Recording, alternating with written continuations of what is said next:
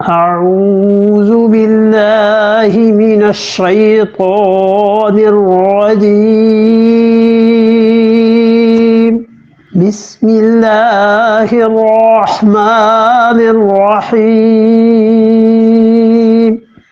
ألم تر إلى الذين أوتوا نصيبا من الكتاب يشترون الضلالة ويريدون أن تضلوا السبيل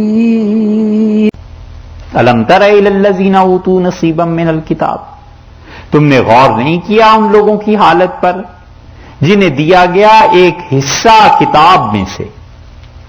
الحمدللہ اب آسان ہے صورت تھوڑی سی۔ تم نے غور نہیں کیا ان لوگوں کی حالت پر جنہیں کتاب سے یہ حصہ دیا گیا۔ کتاب سے مراد یہاں تورات ہے، یعنی تورات سے اللہ نے نصیباً ایک حصہ دیا تھا، تورات کی سمجھ دی تھی۔ یشترون الضلالہ، اور انہوں نے کیا کیا ہے؟ انہوں نے ترجیح دی ہے، خریدتے ہیں الضلالہ، گمراہی کو۔ یہ یہودیوں کے متعلق کئی بار گزر چکا ہے۔ یہ آیت یا تو یہودیوں کے متعلق ہے یا عیسائیوں کے متعلق ہے۔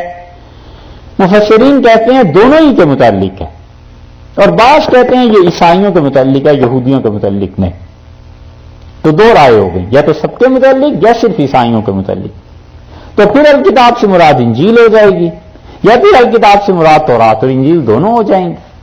تم نے غور کیا ہے جنہیں ہم نے حصہ دیا تھا کتاب سے وہ خریدتے ہیں الضلالہ، گمراہی کو، اور یریدون، اور وہ یہ چاہتے ہیں کہ ان تضلوا السبیل، کہ تمہیں بھی صحیح راہ سے ہٹا دیں۔